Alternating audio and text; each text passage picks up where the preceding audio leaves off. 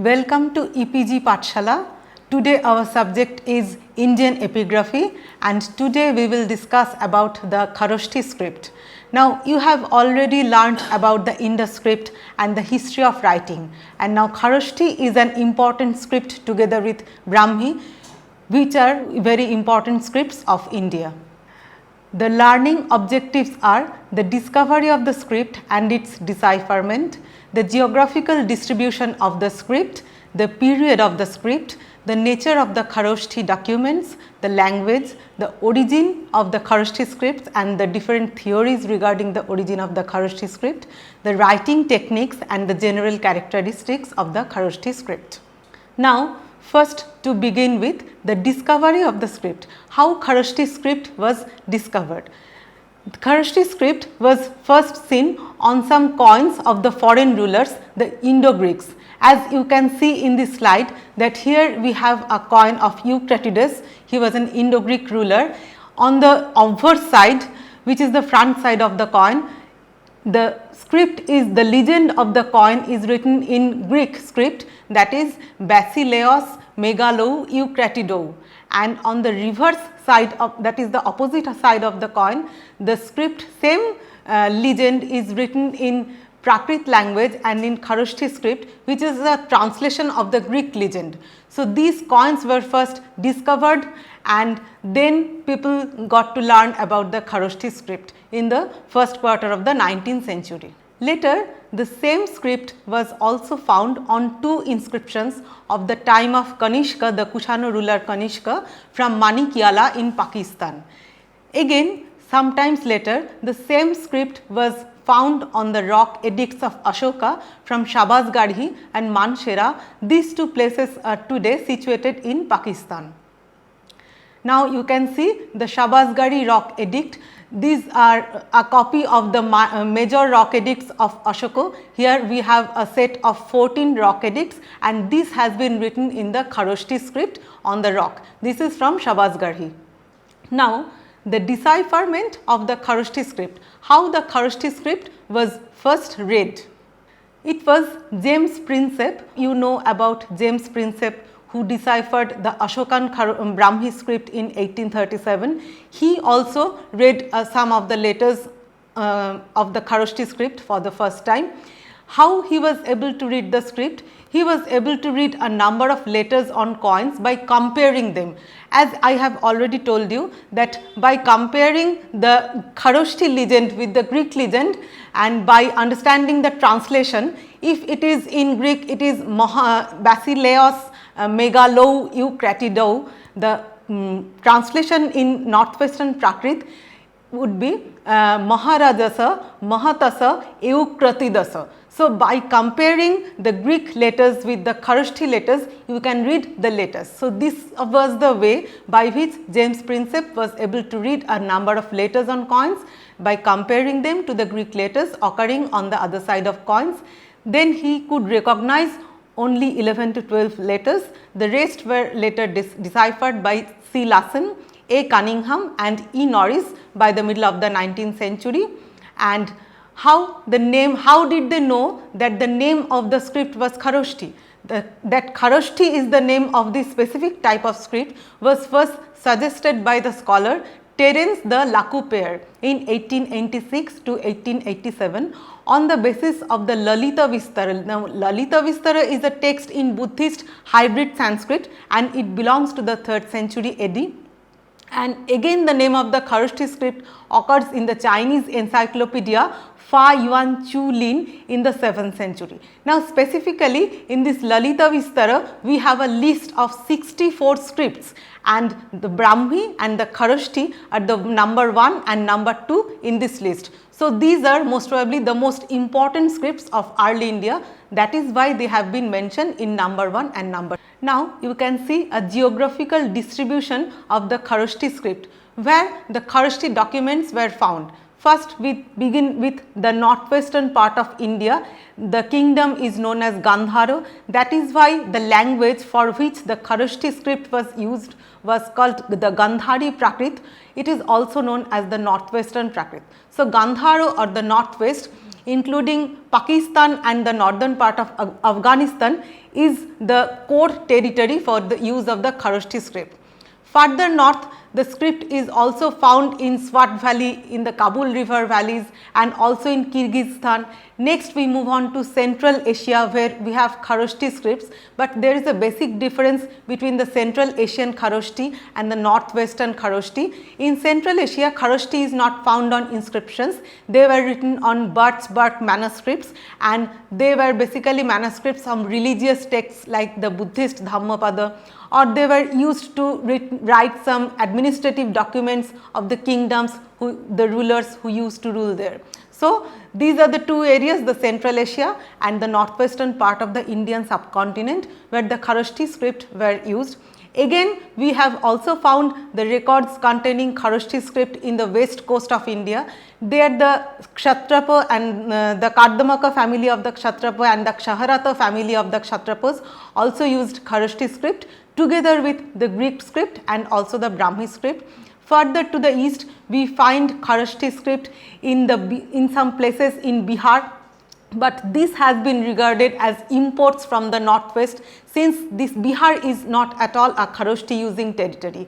Also in the south, in one of the Ashokan edicts from Karnataka, we have a single word in Kharosthi script engraved by the engraver of that inscription. But in this area in South India and in Bihar and further to the east, Kharosthi has been regarded as imports, that is, it has been used by people who came from the northwest. So, as you understand that Kharosthi is basically a script of the northwest. Now, the principal area of the use of the inscriptions. The use of inscriptions in Kharosthi we have found in the territory along and around the Indus, the Swat and the Kabul river valleys, that is in the Gandhara kingdom. The later discoveries were made in the area to the north of the Hindu Kush, in Bactria and in Uzbekistan and in Tajikistan. Graffiti in Kharosthi is found in Chilas and other places in the upper Indus. In the south and the southwest, the distribution is up to the Baluchistan, and in the southeast, Kangra around Delhi and Mathura. These are the principal areas in which Kharosthi inscriptions have been. Now, the coins in Kharosthi script have been issued by the Indo-Greek and Scythian rulers, then the western Kshatrapas, about whom we have already discussed. In Central Asia, as I have already discussed, that Kharosthi has been used by the rulers to write the manuscripts and not the inscriptions. Now, the period of the Kharosthi script. The period of the Kharosthi script is very short. The earliest date in which we find Kharosthi script is 3rd century BC in the Manshera and Shabasgari edicts of Ashoka. So, it is Ashoka who first used the Kharosthi script in his edicts. So, Kharosthi most probably originated not in the 3rd century BC, but probably sometimes earlier during the Achaemenian era. The Achaemenian are actually the Persians who ruled in Iran, and probably in the 4th to 5th century BCE the script was discovered by them when they came to rule in the northwestern part of the Indian subcontinent. I will discuss this point in a later slide. Between the 1st century BC and the 2nd century CE, the Kharosthi script flourished under the Indo-Greeks, the Indo-Scythian, the Indo-Parthian and the Kushano kings. So, you can see the Kharosthi script was basically used by the foreign rulers and never by the Indian rulers. Now, when the Kushano kings declined, the Kharosthi fell out of use with the decline of the Kushanas in the 3rd century CE. So, this is the period of the Kharosthi script. Now, the nature of the Kharosthi documents. The Kharosthi script is found in almost hundreds of inscriptions in stone and metal. Fresh inscriptions are also being discovered now. Majority of the Kharosthi inscriptions, the subject matter is the donation by the Buddhists, or they record the foundation of structures like monasteries or donation of a cistern, etc. The coin legends of foreign and indigenous rulers also contain Kharosthi scripts, normally with other scripts like Brahmi, like Greek, etc. In Central Asia, the Kharosthi occurs, already we have discussed that in the administrative documents, in the manuscript of Buddhist Dharmapadas and in the Chinese Buddhist texts. Now, the language, which is very important, for which language people needed to use the Kharosthi script. The Kharosthi script was used to write the northwestern Prakrit language, which was also known as the Gandhari Prakrit. Now, this is a very special dialect of the Prakrit language in which we have hard sounds. We have the prevalence of hard sounds. As for example, if we say Nagara in Sanskrit or in Prakrit or Nagala in Prakrit, this will become Nagrara in Gandhari Prakrit. And again, if we want to say Bhagavata in Sanskrit or in Prakrit, this will come Bhagravata in Gandhari or northwestern Prakrit. So, we have prevalence of a large number of hard sounds in northwestern Prakrit. This Prakrit is a Middle Indo-Aryan dialect, and Gandhari is a distinctly separate language from the other members of the Middle Indo-Aryan family. That is why a separate script was required to write this language. Now, the origin of the Kharosthi scripts, there are different theories. Several scholars have put forward their theories regarding the origin of the Kharosthi script, and the subject is much debated. First, Sylvia Levy in 1902, he put forward this theory that Kharosthi is a geographical term and it originated from Kharostra, from Chinese Kialu Shu Tale, which is a toponym from Kashgar. Now, all of us know that Kashgar is an area in Central Asia.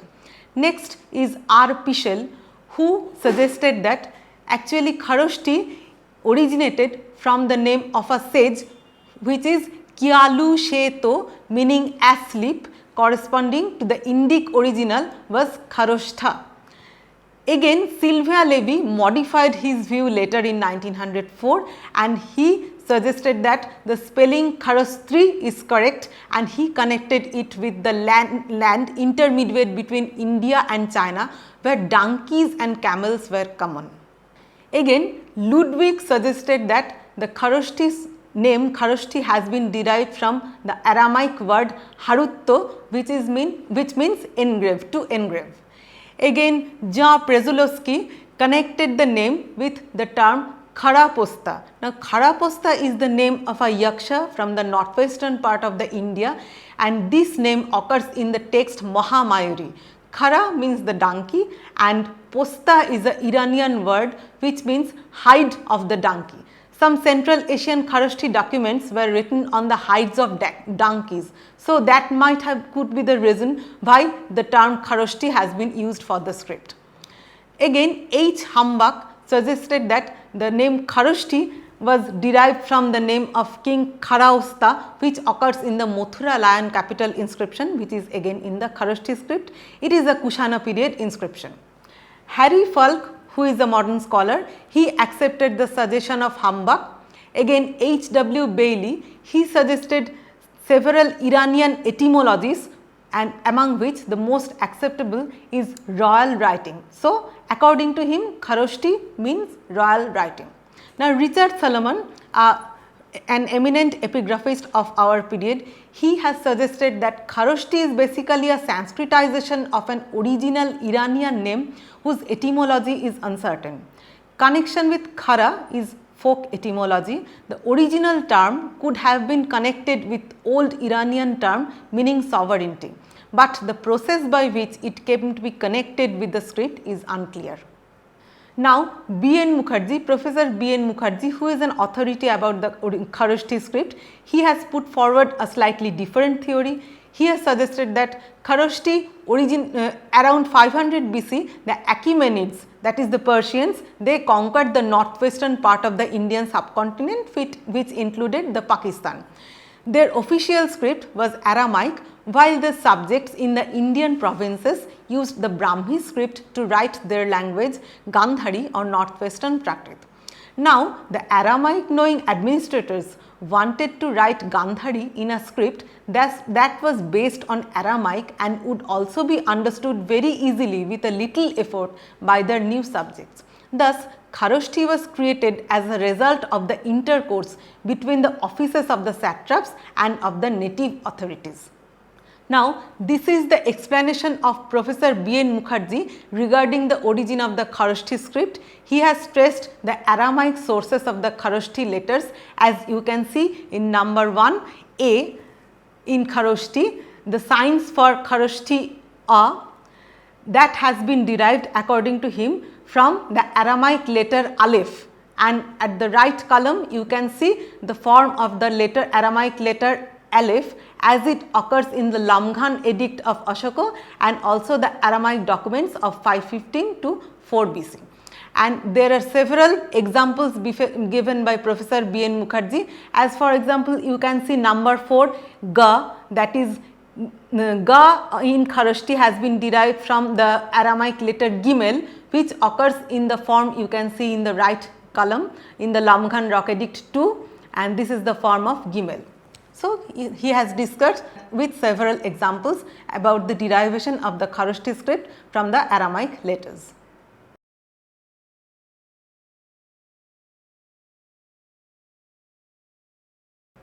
Now, the relation between the Aramaic and the Kharosthi letters. There is a specific relation lying between the characters of the two scripts. As for example, in Kharosthi, Ba has been derived from the Aramaic letter Bet. Na in Kharosthi has been derived from the Aramaic letter Nan, etc.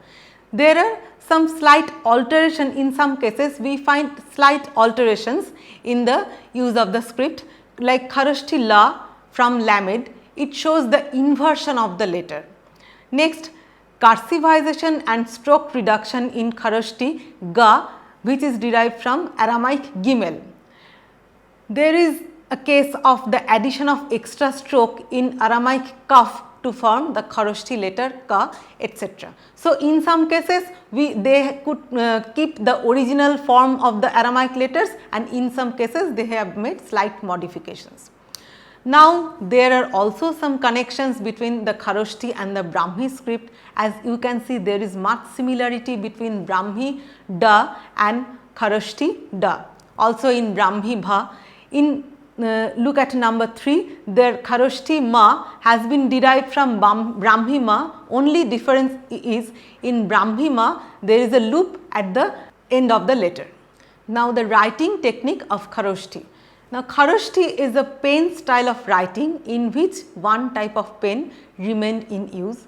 In Ashokan inscriptions, it leaves behind the footmark in the form of an upward slant at the lower end of the verticals on the left. This footmark is to be attributed to the style of the writer and not the engraver. In Kushana inscriptions, the verticals gradually thin out into curves as is natural to a pen. The medial U assumes the form of a loop. So, this is the writing technique of the Kharosthi inscriptions. In stones, now stone is a hard surface. So, in stone engravings, the loops which are round, this becomes a triangle. And in coins and medals, we find many superfluous lines or dots which in the form of Ma, Ha, Ja, and also in Ga, Da, Na. Now, what are the meanings of these superfluous lines? Percy Gardner thought that these lines stand from the Lenden vowels. So, he read Maharaja for Maharaja and Menadrasa for Menadrasa. The paleographic features of the Kharosthi script. Kharosthi script is not an extensive script due to the limited geographical distribution and also due to the limited period of its survival. It does not have clear local variants as we have in the case of Brahmi script. We have several variants as in the Girna Rock Edict of Brahmi. In the Brahmi script we have a different dialect. In the Brahmi scripts from the south we have a different dialect, but we do not have this regional variation in the Kharosthi script. Only the Central Asian variety is different. Central Asian Kharosthi is more cursive as it was written with pen and ink, and the writing surface was also different as we have already discussed that these were written on birch bark manuscripts and not on stones. Kharosthi has got a cursive ductus. It is a top oriented script, which means that all the changes, all the major changes and development of the script happens in the top of the script, and so this has been regarded as a Clark's script. Now, dental sa, which is a very important letter of the Kharosthi, and it shows the maximum development of the Kharosthi script, and the dental sa is also very easy to identify and you can also easily identify the period by identifying the form of dental saw. If it is open mouthed, fully open mouthed, it would belong to a later period, it could belong to the Kushana period, and if it is the fully closed mouth, it occurs in the Ashokan inscription. So, closed mouth dental saw is the earliest, and then it gradually opens its mouth, and in the final development you will find a fully open mouth dental saw. But the three types of dental saw occasionally overlap, as pointed out by C.C. Dasgupta. You can see this is a coin of Apollodotus. The obverse legend is in Greek and the reverse legend is a translation in the Kharosthi script.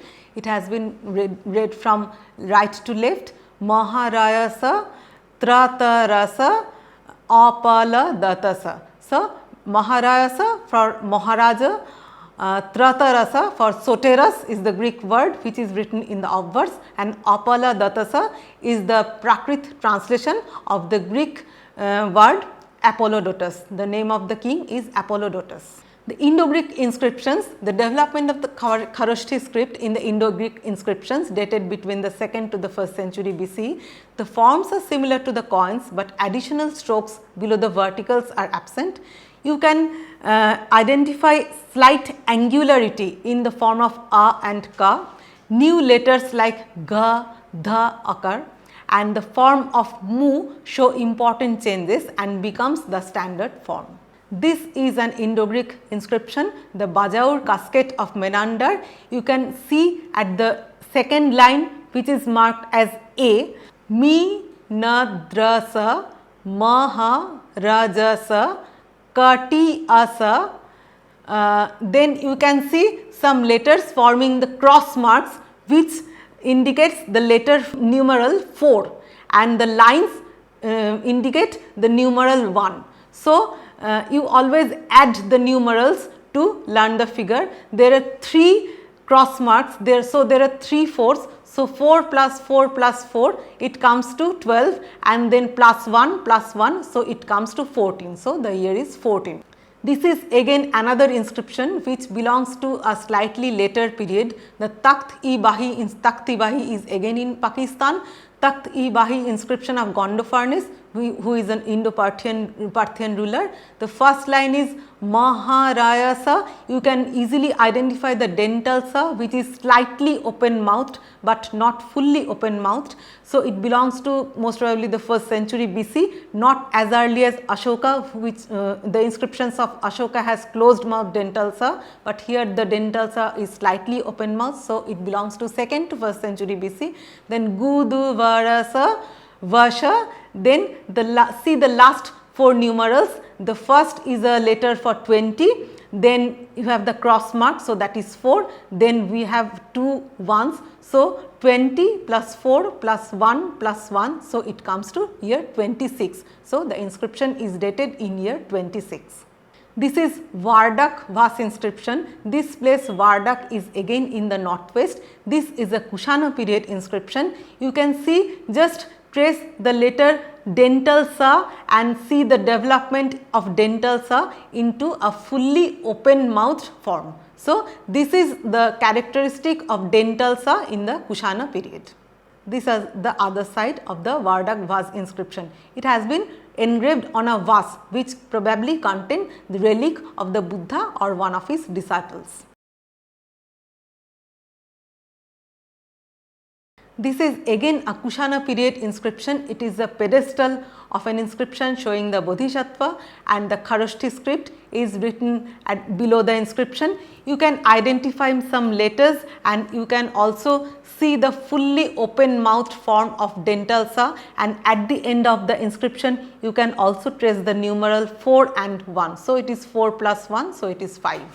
So, here is a list of references for the study of the Kharosthi scripts. Stein Konu, who is the earliest scholar who compiled all the Kharosthi inscriptions together in the volume of Corpus Inscriptionum Indicarum, and there are several other scholars like C.C. Dasgupta, A.H. Dani, B.N. Mukherjee, who has done researches on the Kharosthi script, and the latest is Richard Salomon, whose section on Kharosthi script in his book Indian Epigraphy is very important. There is again some discoveries in Central Asia by Sir Orelstein in Chinese Turkestan.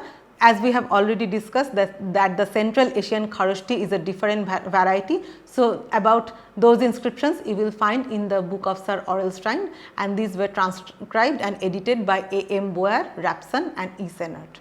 Now, to summarize, now as we have already discussed that Kharosthi is one of the most important scripts of early India. It was first used by Ashoka in the 3rd century BC, but most probably it originated much earlier, most probably in the 5th to 6th century BC, and it was in use up to 3rd century AD, and it was mostly used by the foreign rulers, and with the decline of the Kushanas, the Kharosthi script fell out of use. So, these are the basic characteristics and the general features of the Kharosthi script. Thank you.